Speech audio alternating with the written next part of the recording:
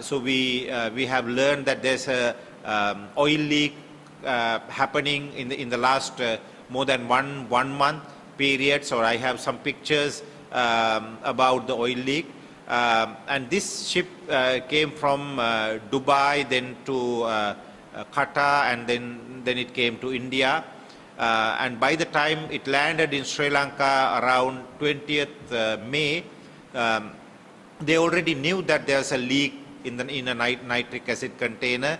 But when they start sailing to Sri Lanka, so they already knew that the ship is not seaworthy. So seaworthiness is one of the most important factor for a ship to sail in the ocean.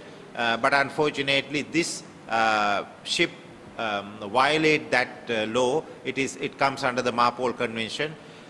Ship had about 1,486 containers, which I think around 81 containers has very hazardous chemicals, including sodium methoxide, caustic soda, nitric acid, and a lot of alcohol, methyl alcohol, ethyl alcohol both. But sodium methoxide, caustic soda, sulfur, and also the oil, the lubricant oil, there were 39 containers of lubricant oil, gear oil, and also other oils, brake oil, and also it has about 280 metric tons of bunker oil. At the moment, we think that bunker oil is the one leaking, and you don't see any containers on the deck anymore. So therefore, we have to assume that all these containers either inside the ship or rest of the containers, I think there were all more than 500 containers. So they were spread within 5 to 10 kilometer radius area. And this is very, very important fishing grounds according to Mr. Vijayendran. This is the time actually, so very rich, this area is very rich for fish, and there are more than 1,000 fishermen are fishing in that area, but also we have learned that more than 12,000 fishermen are fishing in the surrounding areas, and at least 100,000 fishermen would have been affected along the 700-kilometer beach area.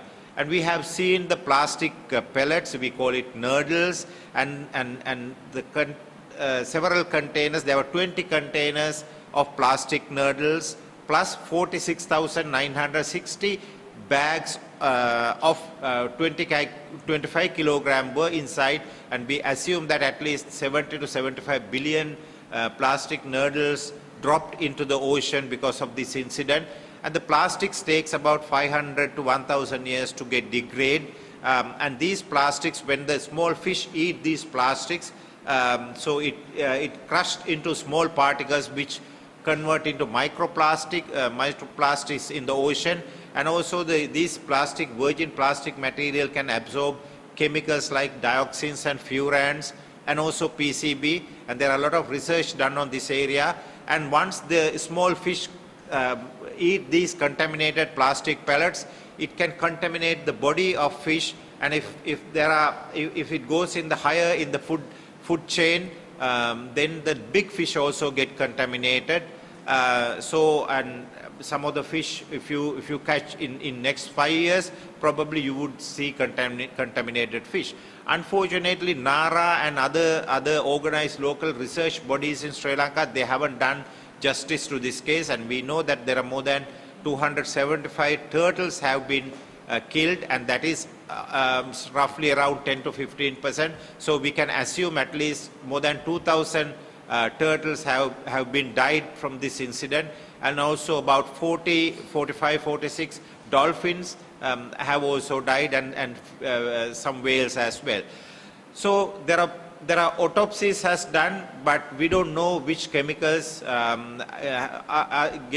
the reason for the deaths. But according to some of the experts, the oil itself can kill these fish. And also you see that how can fish survive when the nylon nets are also not surviving this water. So it's very clear that there's a chemical contamination here. Unfortunately, our research bodies, our academics have so far failed to explain why these fish is dying, why the nets are getting damaged. The NARA and other agencies are completely failed. The MIPA also failed to my understanding, because although MIPA said this oil response mechanism is under operation right now, you can see that oil is leaking, but nothing has done. And there are reasons, and according to the MIPA, the using dispersant for the chemicals is not legal within 10 nautical miles, but unfortunately this oil actually killing the fish, and it is affecting the fishermen. So therefore they have to take precautions. According to my information, the oil comes from the air vent, which is not very deep. Actually, it's about 2-3 meters from the water level. So they can easily put a cap on this air vent. But unfortunately, so far, government is waiting until end of the rough season, end of Warakan. So that will be around September, October. So we cannot wait that long, and therefore we are demanding the government agencies to do stop this oil leak. And also the government seems waiting for the compensation package. Originally they say they are going to have the initial compensation. They were demanding about $40 million, but the company has agreed to give only $2.3 million or something. But that does not include the environmental damage. So the environmental claim still need to finalize. But the government still don't take a full responsibility of handling this ship disaster. Still the insurance company has given the responsibility, and they are the one who is bringing salvage companies. So it's all confused, and various politicians made very, very disastrous statements, including some of those scientists from the university. So we are very unhappy with the scientific community, because according to the UN, the ultimate benefit of the science should reach to the local communities. And here, the local communities are here without no income for last few months, and the benefits of science has not reached the local communities. This is a human right violation. So we see that there's a legal case, and at the moment, Center for Environmental Justice, NAPSO, and some fishermen, we have filed one legal action. Then I think Father Sarath Malgoda and few others have also filed another legal action. And also, as we know, Dr. Ajanta Pereira has filed another legal action on various grounds. And the Center for Environmental Justice case is in the Supreme Court, and we are demanding the government to make different committees to assess the damage, and then charge to the insurance company and get that money, insurance company as well as the feeder, actually, the ship owners, get that money and distribute to the right place. Don't send this money to the National Treasury, because National Treasury is not the right place to put this money.